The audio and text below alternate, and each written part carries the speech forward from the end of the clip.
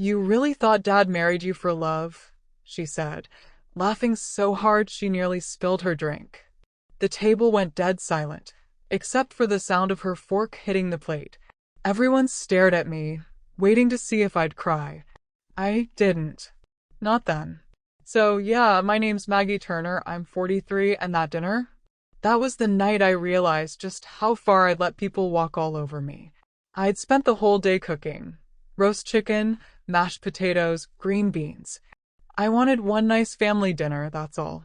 But instead, my stepdaughter Chloe made me feel like I didn't even belong in my own home.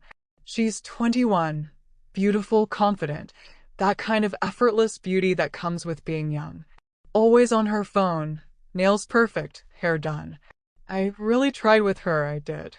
After her mom passed, I wanted to be someone she could lean on. I drove her to college interviews, helped decorate her dorm, even co-signed her first car loan when Mark, my husband, said no. I thought we were getting close. I was wrong. That night, she smirked across the table and said, "Come on, Dad, be honest." Maggie's like, "What's that word?" The upgrade package? New wife, housekeeper, therapist, chef, all in one. Mark laughed nervously. "Chloe." "No, it's okay," I said.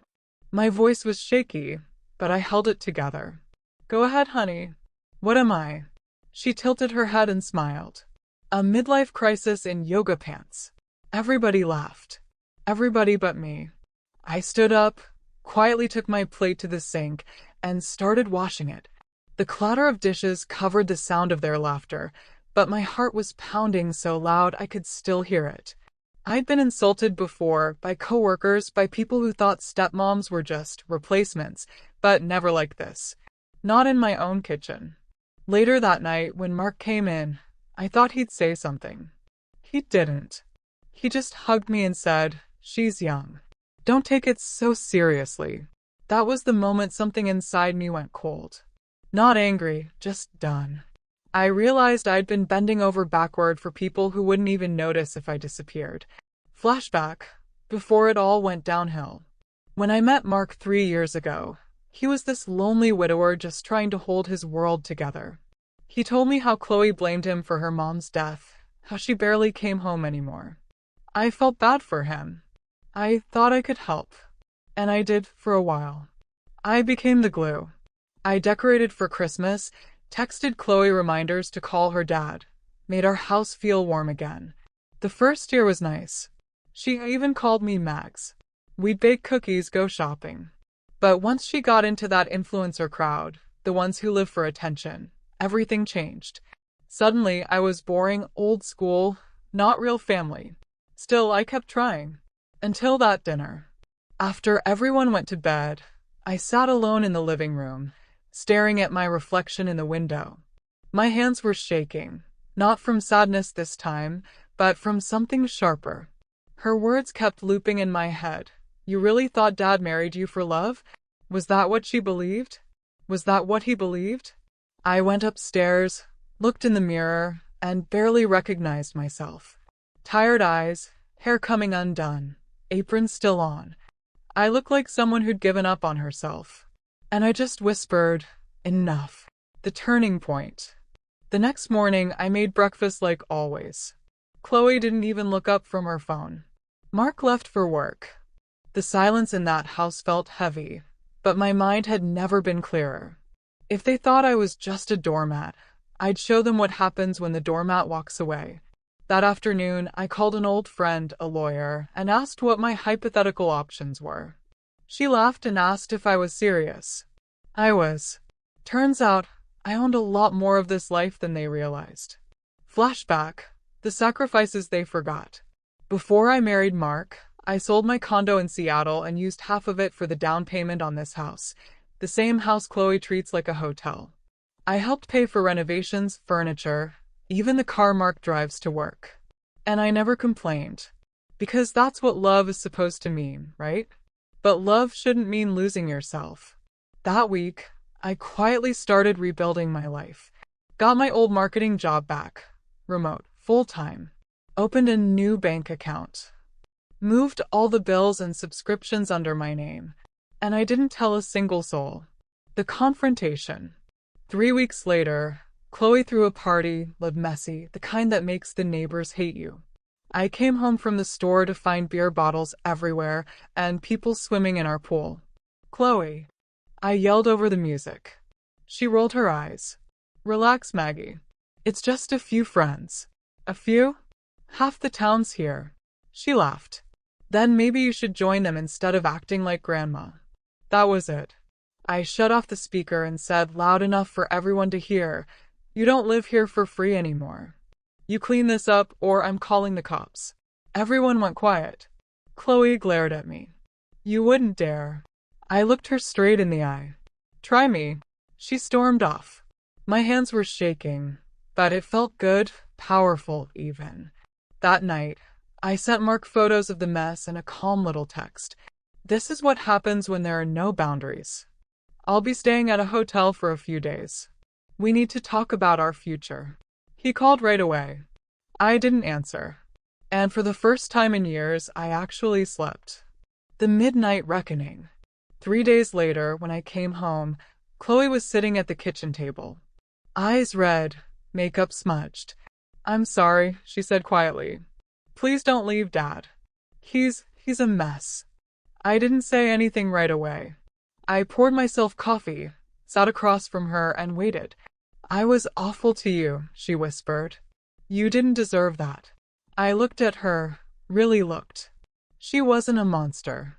Just a broken girl pretending she wasn't hurt. But I wasn't going to let her off easy. "You mocked me because it was easier than admitting you miss your mom," I said. "But you don't get to take that out on me." She nodded, crying. "I know. I'm sorry. Can we please start over?" I didn't forgive her instantly. Healing takes time.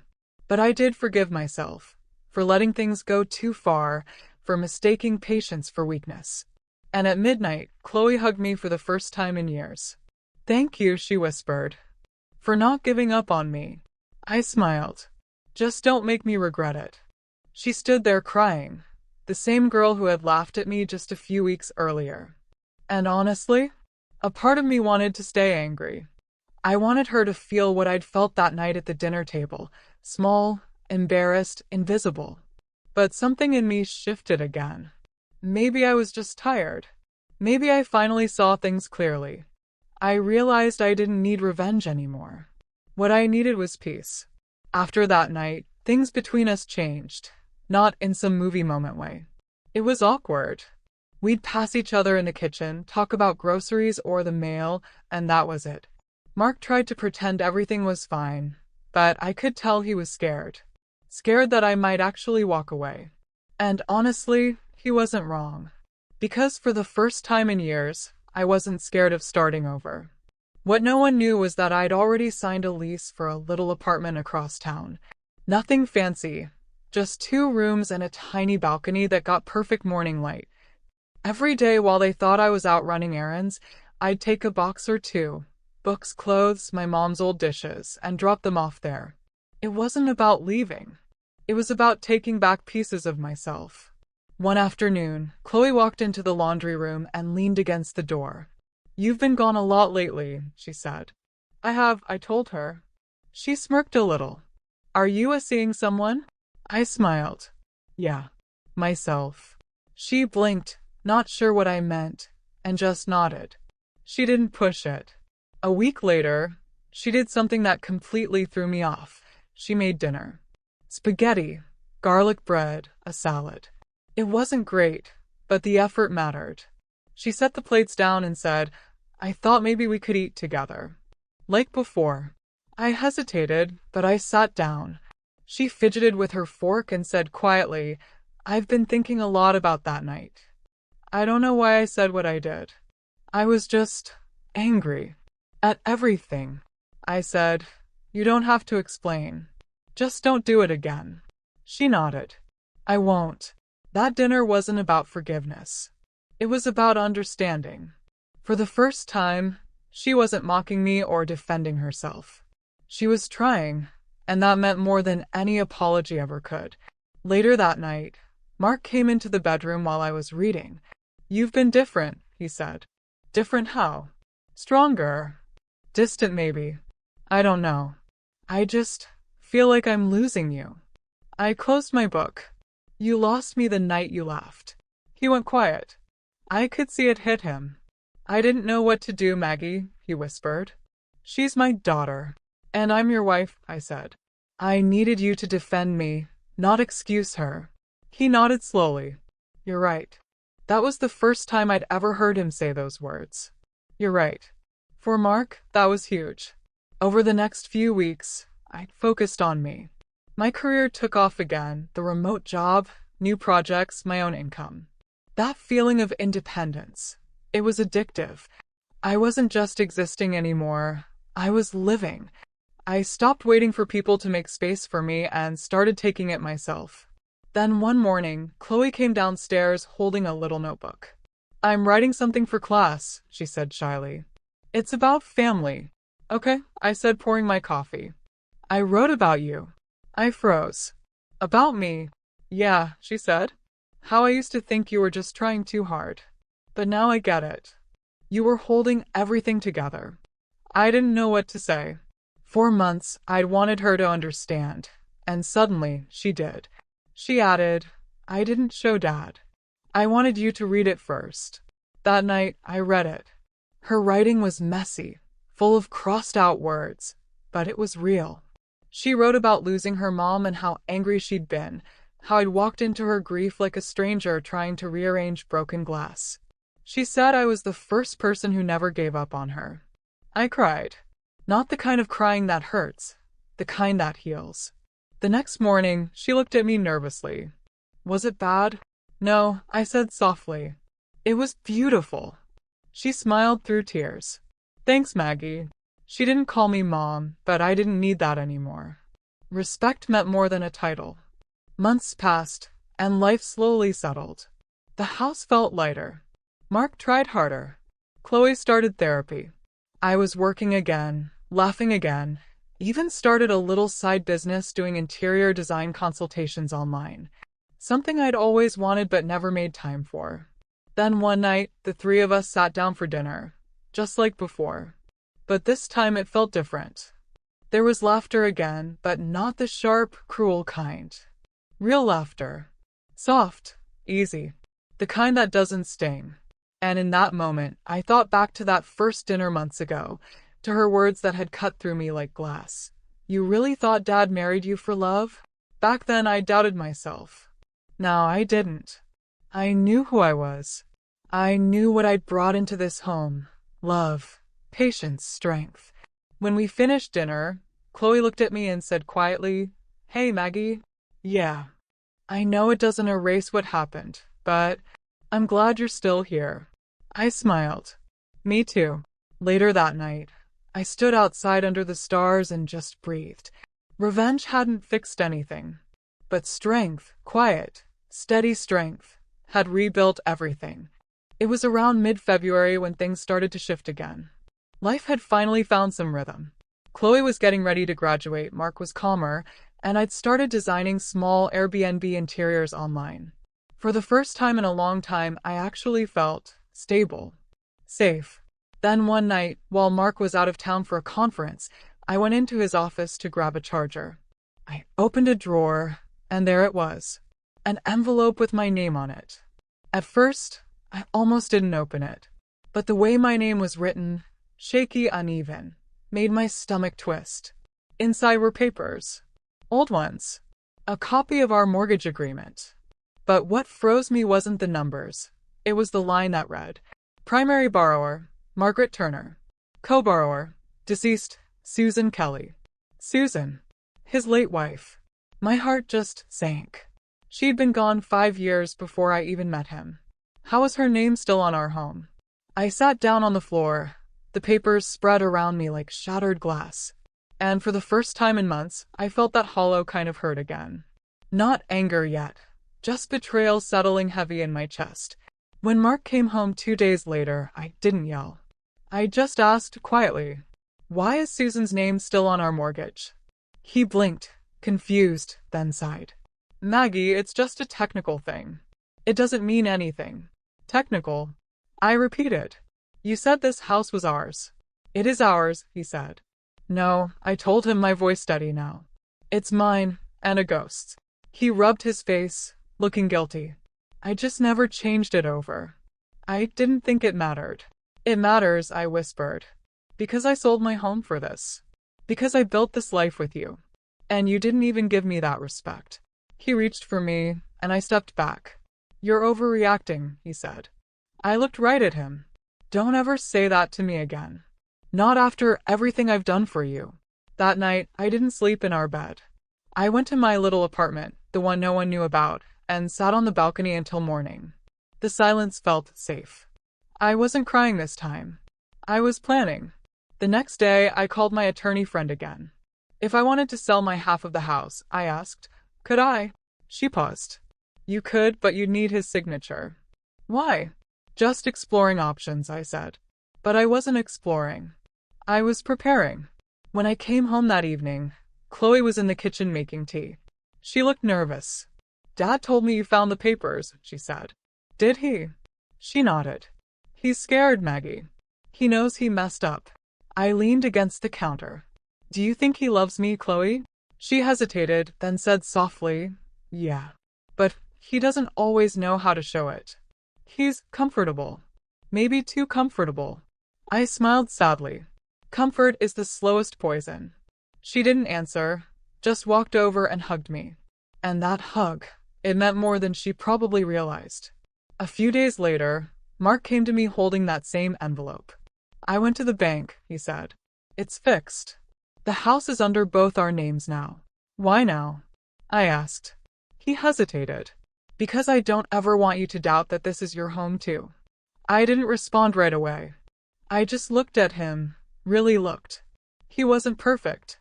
But for once, I could see the fear in his eyes.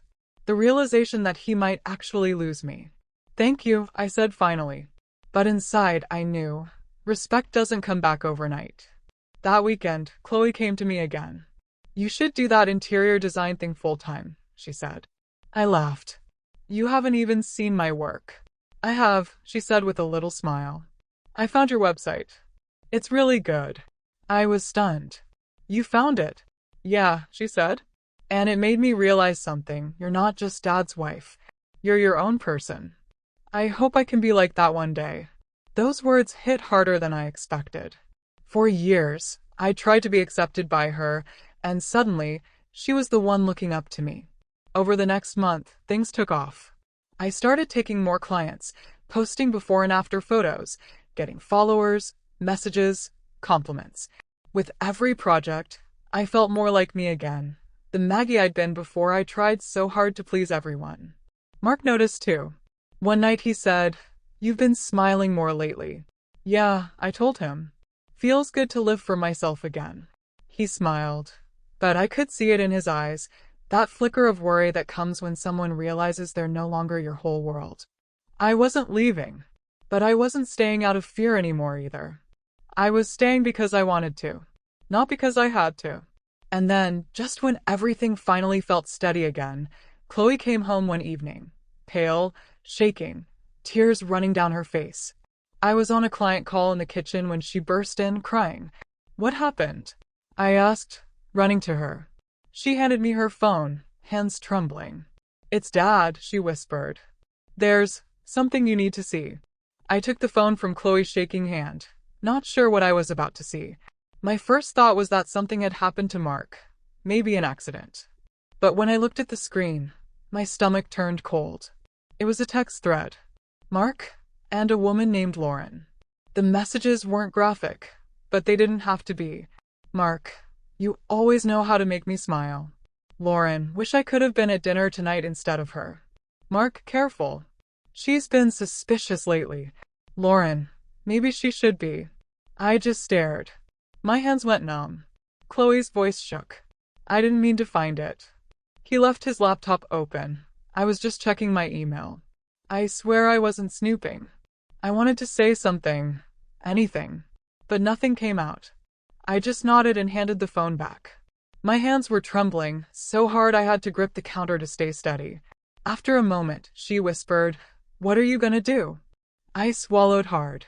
I don't know, but I did know. Deep down, I already knew exactly what I had to do. I just wasn't ready to say it out loud yet. That night, I didn't sleep. I just sat on the couch, staring out the window. My reflection stared back at me, tired, numb. I thought about that dinner months ago, when Chloe mocked me and Mark laughed. How I'd rebuilt myself piece by piece, thinking I'd finally found peace.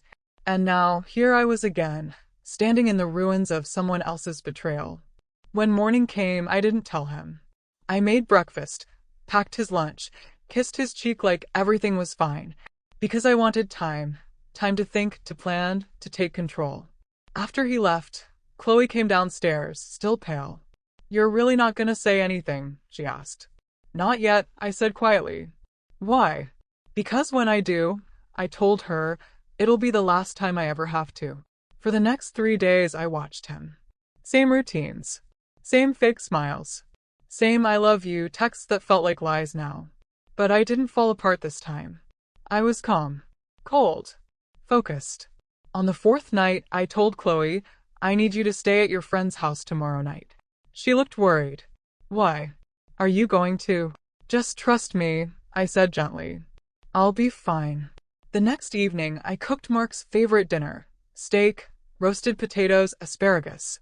I lit candles, set the table like it was our anniversary. When he came home, he looked pleasantly confused. "What's all this for?" "Just wanted to do something nice," I said with a smile. We ate. Talked about work, about Chloe, about nothing. I smiled the whole time, even though my heart was pounding like a drum. When we were clearing the plates, I asked casually, "So, who's Lauren?" He froze. The color drained from his face. "What?" I tilted my head a little. "Lauren. You text her a lot, apparently." He opened his mouth, but no words came out. And that silence told me everything. "I see," I said softly. "So it's true." "It's not what you think, Maggie," he stammered. "She's just a friend." "Don't," I cut him off. "Don't insult me with that line." He stepped toward me, desperate. "I messed up, okay? It wasn't serious." "It never is," I said bitterly. "Until it is." The room went still. I could feel my heart breaking, but I didn't cry. I was past that. He whispered, "What do you want me to say?" "Nothing," I said. "Just listen." I walked over to the counter and slid an envelope toward him. He looked confused, then opened it. Inside were copies of the house deed, bank statements, and my resignation from our joint accounts. "I already moved my things," I said quietly. "Half the furniture, half the money. What's mine is mine." He looked up, eyes wide. "You planned this." "For a long time," I said. "I just didn't think I'd have to use it." He tried to speak again, but I held up my hand. "You don't get to explain, Mark. You had your chance the night I begged you to stand up for me. You didn't. And now, when I finally found peace, you took that from me too. I won't let you do it again." His voice broke. "Maggie, please don't leave." "I already have," I said, walking to the door. I stopped, looked back once, and said, "You know what the sad part is? I would have forgiven you if you just told me the truth. But you didn't even give me that." Then I left. Outside, the air was cold and sharp, but it felt like freedom. I got in my car, drove to my apartment, and for the first time in years, I felt completely alone and completely alive. The next morning, Chloe showed up at my door, eyes red from crying. "I heard everything," she said softly. I sighed. "I didn't want you to." "I'm sorry," she whispered. "He's devastated." "I'm not surprised," I said. "He never thought I'd actually go." She hugged me tight. "You deserve better, Maggie." "I know," I said quietly. "And that's why I'm not going back." The first few days on my own were strange. Not painful exactly, just quiet. Too quiet. I'd wake up and for a second forget I wasn't in that big house anymore. No sound of Mark in the shower. No smell of his coffee. No footsteps upstairs. Just the low hum of my little fridge and the blinds creaking when the wind pushed through. Freedom has a sound, and it's not music. It's silence. I threw myself into work. My small design business took off faster than I ever thought it would. A few clients turned into 10, then 20. People from other states started messaging me, finding me through Instagram or word of mouth. Every time I got a new inquiry, I felt this little spark inside me. This was mine. Built with my own hands, my own effort, my own name. But at night, when the world went still, the loneliness crept in. I'd sit on the couch with a glass of wine, scrolling through old photos. Mark laughing in the backyard, Chloe and me at Christmas. The life I thought I'd repaired. And every time I whispered to myself, "You did the right thing." Still, guilt sometimes felt heavier than peace. I missed Chloe, even though she called almost every day. I missed the way Mark used to look at me, before everything went wrong. I even missed that house, the one I'd turned into a home. One evening, I was sketching a layout when my phone buzzed. "Chloe." "Hey, you busy?" "Just working," I said. She hesitated. "Dad's not doing great." I closed my sketchbook. "How bad?" "He's drinking. A lot. Barely leaves the house." I sighed. "He's a grown man, Chloe." "I know, but he keeps asking about you. He wants to see you." "Chloe, I'm not saying you have to," she said quickly. "I just thought you should know." After the call, I sat there a long time. I didn't owe him anything. But somewhere deep down, a part of me still cared, the part that had loved him honestly, even when he hadn't earned it. A few days later, I agreed to meet him. A small cafe downtown, neutral ground. He was already there when I arrived. He looked smaller, thinner, older. When he saw me, he stood up fast. "Maggie," he said like my name itself hurt to say. "Hi, Mark." We sat. Neither of us spoke for a while. Just the sound of coffee cups and quiet conversation around us. Finally, he said, "You look good." "Thank you. I've been trying to stop drinking," he went on. "Chloe helped me find a therapist." "That's good," I said softly. He nodded. "I've been thinking a lot about what I did. About how I treated you." He swallowed. "I don't deserve forgiveness. But I want you to know I understand now what I lost." I looked at him for a long time. "You didn't lose me, Mark. You let me go." He dropped his gaze. "You're right." We talked for a while longer. Not as husband and wife, just two people who'd shared something real once. When we said goodbye, he moved like he wanted to hug me, but stopped himself. I gave a small smile and walked away. That night, I didn't cry. I just felt light. Closure isn't always dramatic. It's not fireworks or final words. Sometimes it's just realizing you can hear their voice and not feel your stomach twist. A week later, I got an email that changed everything. It was from a local magazine that highlights small businesses.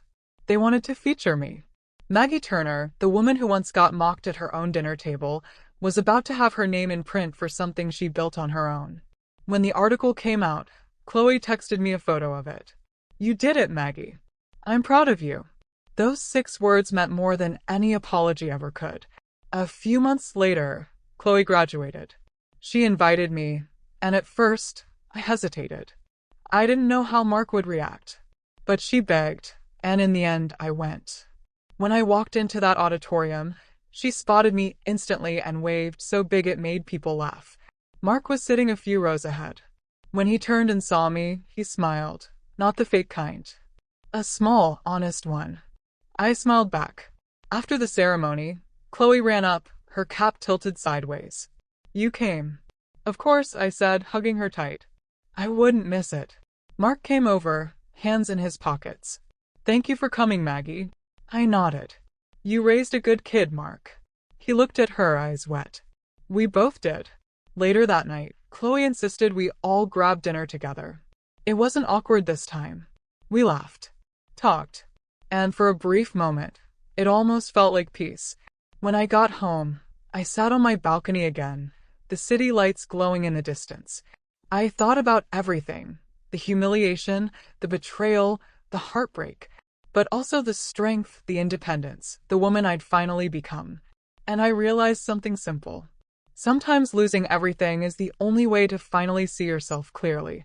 And maybe forgiveness doesn't mean forgetting. Maybe it just means choosing not to carry the pain anymore. It was a little over a year later when the call came. I just finished a client meeting when my phone buzzed. It was Chloe. Her voice was shaky, almost unrecognizable. "Maggie," she said, I need you." My stomach dropped. "What happened?" She took a breath that broke halfway through. It's Dad. He had a heart attack. I froze. For a second, I couldn't even process the words. Where are you? St. Luke's Hospital, she whispered. I didn't think. I just grabbed my keys and ran. The whole drive was a blur. Red lights, sirens, the sound of my own heartbeat, and prayers I didn't even realize I was saying. By the time I reached the hospital, my hands were shaking so badly I could barely park. When I got to the waiting room, Chloe was sitting there, pale and trembling. Her makeup was streaked, her eyes red. She stood as soon as she saw me and collapsed into my arms, sobbing. They said it was bad, she cried. He was at home alone. I found him when I stopped by to drop off groceries. I held her, rubbing her back the way I used to when she was younger, that same broken, angry girl who never knew how to say she needed help. It's okay, I whispered, even though it wasn't. He's going to be okay. We waited for hours. Hospitals have a way of stretching time. The fluorescent lights, the smell of disinfectant, the hum of fear that never stops. Finally, a doctor came out. He's stable, she said. He'll need rest and follow-up care, but he was lucky. 15 more minutes alone and it could have been much worse. Chloe broke down again, relief and guilt all tangled together. And I felt it too. I hadn't spoken much to Mark over the last year, a few polite texts on holidays, birthdays, but hearing he almost died hit deeper than I expected. When they finally let us in, I stayed near the door while Chloe rushed to his side. He looked fragile, tubes in his arms, skin pale. But when he opened his eyes and saw me, he smiled. Weak but real. Maggie, he murmured. I nodded, unable to find my voice. Chloe held his hand. You scared us, she whispered. He gave a small laugh. Guess I needed a wake-up call. Then he looked at me again, eyes full of regret. Thank you for coming. I wasn't going to stay away, I said quietly. Over the next few days, I helped Chloe take shifts at the hospital. She was exhausted, juggling work, sleep, and worry, and it reminded me of all the times I'd done that for her years ago. It felt like the circle had come back around. Only now she was the one leaning on me. One night, she fell asleep in the chair beside his bed, still holding his hand. I sat across from them, listening to the steady beep of the monitor, the sound of him breathing. He opened his eyes. You didn't have to be here, he whispered. I know. Why are you? I thought for a moment. Because despite everything, you're still part of my life. And because Chloe needs me. He nodded, eyes glassy. I never stopped loving you, Maggie. I swallowed hard. Love doesn't excuse betrayal. I know, he said softly. But I never forgot what you gave me. Or what you gave her. He looked toward Chloe. You made her stronger. I didn't answer. I just watched him drift back to sleep. Over the next few weeks, I kept showing up, not for him, but for her. I made sure she ate. I drove her home when she was too tired to drive. I helped with the insurance paperwork she couldn't make sense of. And slowly, something unexpected happened. We became a kind of family again. Not the same one as before, something quieter, more honest. When Mark was discharged, he moved in with Chloe so she could help him recover. One evening, she called and said, "Come for dinner. He wants to thank you properly." When I arrived, the house smelled like roasted chicken, my recipe. Chloe smiled shyly. Dad insisted. Mark was sitting at the table, looking better but still frail. "Maggie," he said softly, "I owe you everything. You didn't have to help, but you did. I'll never forget that." I smiled faintly. "You don't owe me anything, Mark. Just take care of yourself." We ate. We laughed a little. And for a moment, the pain of the past faded into something gentler. As I was leaving, Chloe walked me to the door. "You know," she said quietly, "you're the reason we're even standing here right now. I don't think I've ever told you how much you changed me." I smiled, brushed a tear from her cheek. "You changed yourself, sweetheart." I just held the door open. Driving home that night, I realized something. Life had brought me full circle, from being mocked at that dinner table, to sitting at another one years later, not as someone desperate to belong, but as someone who finally knew her worth. Maybe forgiveness isn't about forgetting the people who hurt you. Maybe it's about recognizing who you became because of them. A few months after Mark's recovery, Things finally started to feel normal again. Or at least whatever normal means after everything that's happened. I was back to my projects. Chloe was balancing work and taking care of her dad. And for the first time in years, peace didn't feel like something borrowed. It felt earned. Then one morning, I got an email that made my heart skip. It was from a firm in Austin, Texas, an interior design company that had seen my magazine feature. They wanted a creative consultant to join their team full-time. The salary was generous. They'd even cover relocation. I read it 3 times before it sank in. This wasn't some side gig or freelance project. This was a career. A real beginning. The kind of chance you wait your whole life for. But right behind the excitement came guilt. Chloe and Mark were here. They'd found stability. And I'd become part of that balance again. Walking away felt selfish. But staying out of guilt felt worse. That night, I sat on my balcony, staring at the city lights. I thought about the woman I used to be, the one who let everyone else's needs come before her own, and the woman I'd become since then. Stronger, smarter, whole. The next day, I met Chloe for lunch. She was glowing, happier than I'd seen her in years. Guess what? She grinned. I got promoted.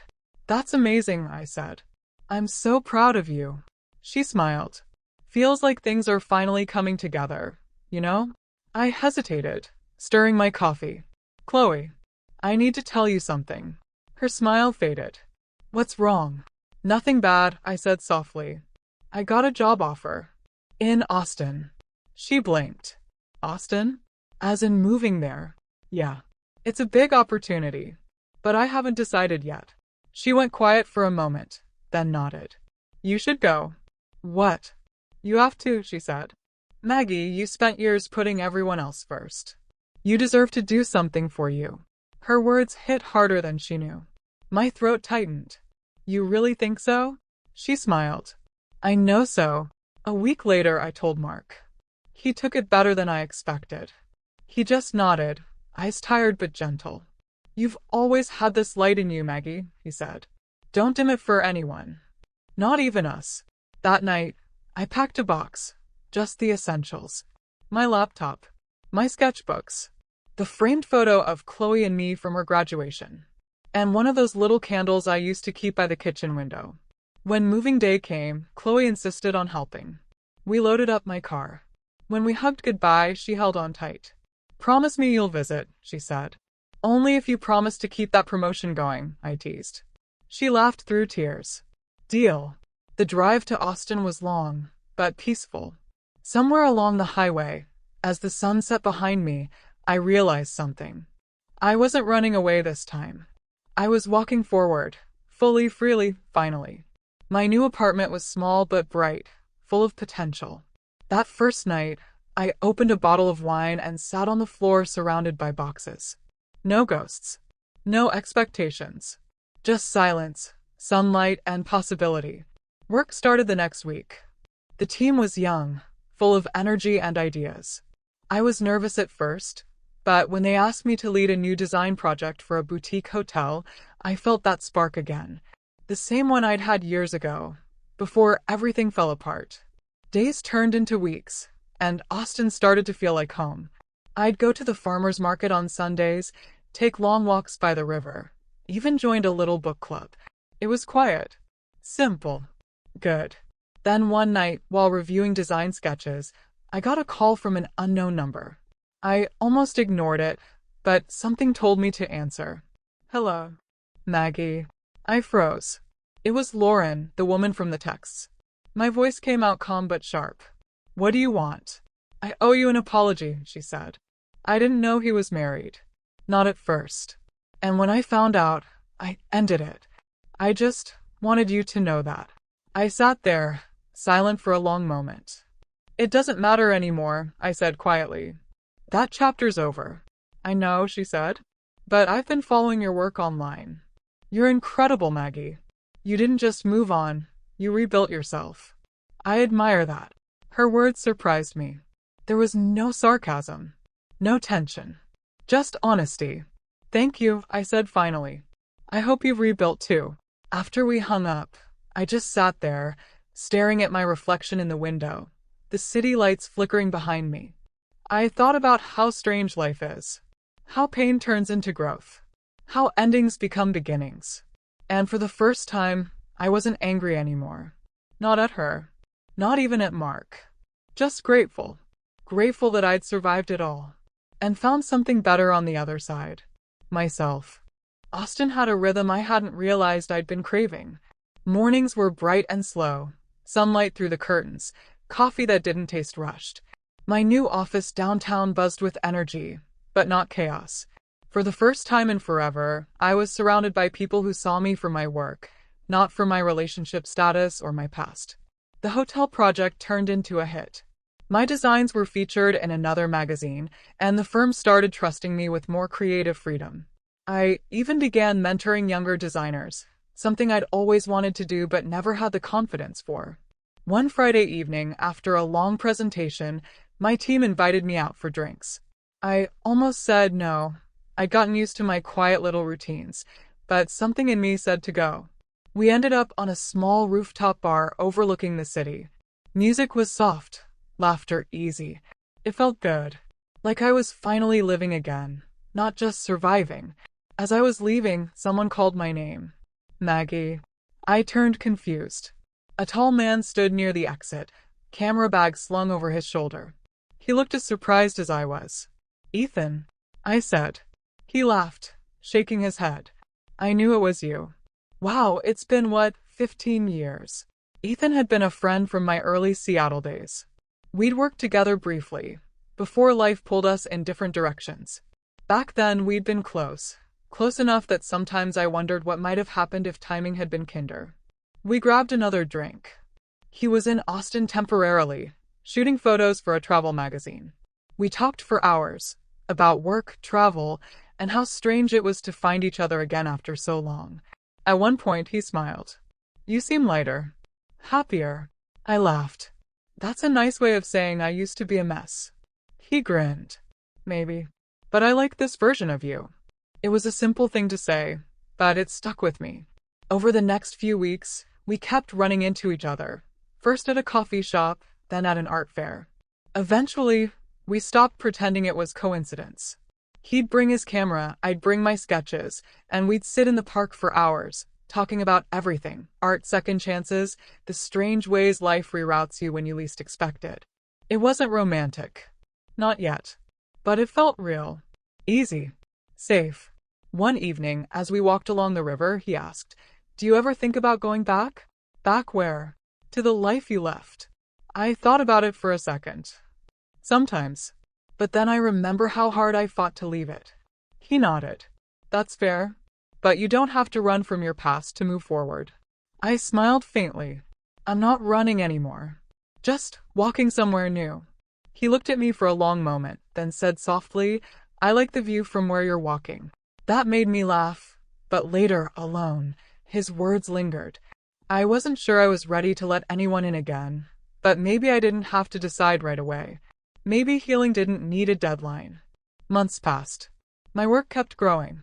The firm promoted me to creative director, something I dreamed about years ago when I was still cooking dinners for people who barely saw me. I bought a small white house just outside the city, a single story with big windows and a fig tree in the yard. My space. My peace. One evening, while unpacking boxes, my phone buzzed. Chloe. Hey, she said, her voice bubbling with excitement. Guess what? What? I asked, smiling. I'm engaged. I froze for a second, then laughed. Chloe, that's incredible. I wanted you to be the first to know, she said. Well, second. Dad knows, of course. But I wanted to ask if you'd come help me plan the wedding. I can't do it without you. I sat down, emotion catching me off guard. Of course I'll come. She hesitated, then added softly, I really mean it, Maggie. Your family. Those words, your family, hit deeper than I expected. After everything, all the years of distance, hearing that felt like something inside me finally settled. The following month, I flew back. Seeing them again was surreal. Mark looked older, calmer, healthier. Chloe was glowing, and her fiancé was kind, gentle, everything she deserved. There was no awkwardness anymore, just warmth. At the bridal shower, Chloe pulled me aside. You know, she said, I still think about that dinner years ago. The one where I said those awful things. I wish I could erase it. I smiled. If you erased it, we wouldn't be here now. Pain teaches us what peace looks like. She hugged me, tears in her eyes. I love you, Maggie. I love you too, sweetheart. When I flew back to Austin, Ethan was waiting at the airport. How was it? He asked. Good, I said. It felt full circle. He smiled. You ready for your next chapter? I looked out at the skyline, the city lights flickering like promises. I think I already started it. That night, sitting by my window, I realized something simple but powerful. Life doesn't always give you the closure you expect. Sometimes it gives you something better. Peace without needing an ending. It was almost a year after Chloe's wedding when the call came again. This time it wasn't frantic or panicked. It was quiet. The kind of call that, before you even answer, will change something in you forever. It was Chloe. Her voice was steady, but heavy. Maggie, it's Dad. He's not doing well. I closed my laptop slowly. How bad? The doctors say it's his heart again. They've done everything they can, but it's only a matter of time. The air in my apartment went still. Outside, Austin's skyline glowed against the night, but suddenly, it all felt far away. I'll be on the first flight, I said. When I landed the next morning, Chloe was waiting at the airport. She looked older somehow, not by years but by weight. When she saw me, her shoulders dropped in relief. Thank you for coming, she whispered. Of course, I said. We drove straight to the hospital. Mark was thinner now, frail, his once deep voice barely a whisper. But when he saw me, a faint smile crossed his face. Maggie, he breathed. You came. I did, I said gently, sitting beside him. Chloe went to grab coffee, leaving us alone for the first time in years. The silence wasn't awkward anymore. It was full of everything we didn't need to say. After a while he whispered, I don't think I have much time. I looked at him steadily. Then let's not waste any of it. He gave a breathy laugh. Still stubborn. You always liked that about me. I did, he said, eyes wet. I liked a lot of things about you. I just didn't know how to keep them. I couldn't speak. My throat closed. He reached out a trembling hand, and I took it. His skin was cool and thin, but underneath still Mark, the man who had hurt me, yes, but also the one I had once loved deeply. I need to tell you something, he said. I never stopped being proud of you. You deserved better than me. You saved Chloe. You saved me too in your own way. Tears slipped down my cheeks before I could stop them. You didn't have to say that, I whispered. I did, he said. Because it's true. You were the best thing that ever happened to this family. Even when I was too stupid to see it. And sitting there, holding his hand, I realized I wasn't angry anymore. Not sad either, just at peace. We were two imperfect people who had hurt each other, but we'd also built something that mattered. He passed away that night. Peacefully, Chloe said. I stayed through the arrangements, the condolences, the casseroles. Chloe was strong, but I could see the cracks, the same kind her mother's death had left years before. The night after the funeral, we sat on the porch together. He talked about you a lot, she said softly. He said you were his home. I looked up at the stars. I think we were each other's lessons. She nodded, tears falling. Do you regret leaving? I thought for a long moment. No. Leaving made me who I am. But coming back reminded me who I was. A few days later, before I flew back to Austin, Chloe handed me a small wooden box. He wanted you to have this. Inside was a photo of the three of us from years ago, smiling like we'd never known pain. Underneath it was a folded letter. Maggie, if you're reading this, it means I ran out of time. I don't know what comes next, but I hope you found happiness. You deserved peace, and if I ever stood in the way of that, I'm sorry. I'll always love you for how you loved us, even when we didn't deserve it. Mark. I cried then, not from grief, but release. Like the final knot inside me had finally untied. When I returned to Austin, Ethan met me at the airport. He didn't say anything, just pulled me into a hug, the kind that says you're home. Over the next few weeks, life found its rhythm again. work, walks by the river, laughter that didn't feel forced. And slowly, almost without noticing, Ethan and I drifted closer. Not fast, not forced, just easy. One evening, sitting on my porch, he took my hand. "You ever think about what comes next?" he asked. I smiled. Not anymore. I used to chase closure. Now I just let life happen. He kissed my forehead. "I think that's why I love you." I didn't say it back right away. Not because I didn't feel it, but because I finally understood something. Love doesn't need to be rushed. It grows quietly, like forgiveness. Months later, Chloe visited with her newborn daughter. She placed the baby in my arms with a tired smile. "Meet Maggie Grace," she whispered. I looked down at that tiny face, her fingers curling around mine, and for the first time in years, I cried, not from pain, but from fullness. Everything had come full circle. The woman who'd once been mocked at her own dinner table was now holding a piece of the future, proof that love, in all its forms, had survived. It's strange how life can come to rest in moments so still, so ordinary, that you almost miss their meaning. That's how it felt that morning. Sitting on my porch, a cup of coffee warming my hands, little Maggie Grace asleep in her stroller beside me, the Texas sun stretching across the yard. The world was quiet. No arguments. No slammed doors. No sharp words disguised as jokes. Just the sound of wind and a baby's soft breathing. It had been 2 years since Mark passed. Chloe and her husband visited often, and even with her busy life, she still called every few days. Our bond was stronger than ever. Easy, honest. Built not on guilt or obligation, but on choice. We'd forgiven each other long ago, without ever needing to say the word. Ethan was inside, making breakfast. We'd never labeled what we had. Maybe that was the best part. It wasn't about promises or possession. It was about peace. He never tried to fix me or ask for a version of me that didn't exist. He just stayed, quietly in all the right ways.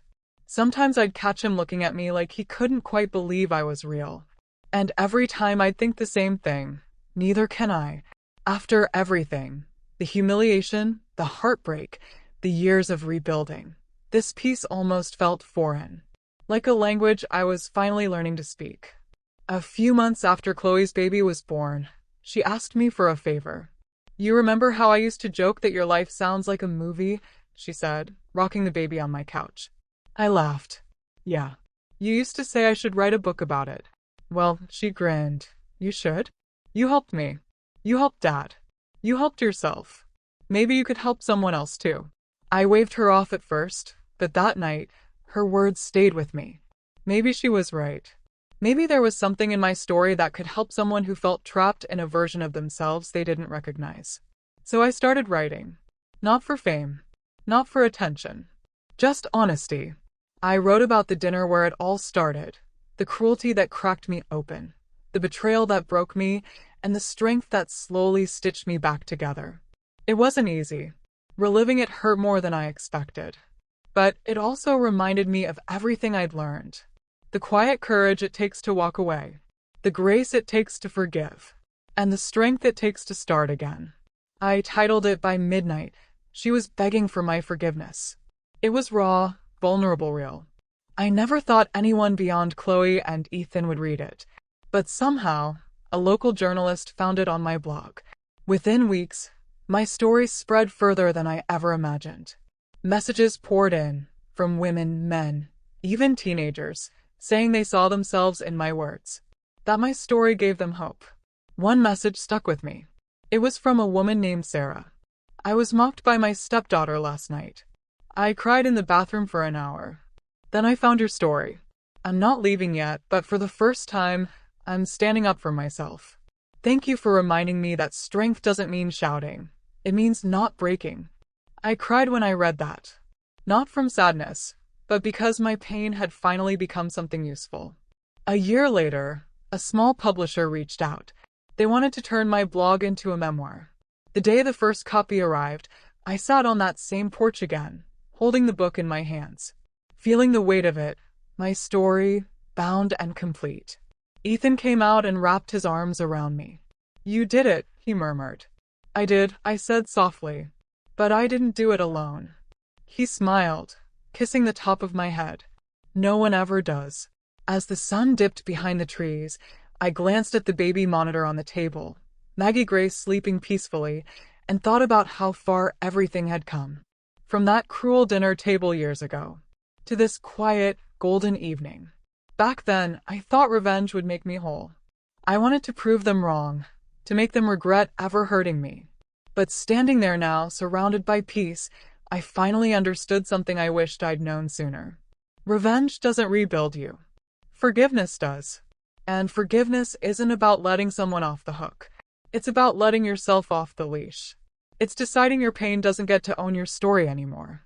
When the first star appeared in the sky, I whispered, to no one in particular, "Thank you for every hurt that led me here." Because I wasn't just the woman who'd been mocked anymore. I was the woman who'd been broken, rebuilt, and reborn. And this time the story was mine. Entirely. Beautifully. Finally mine.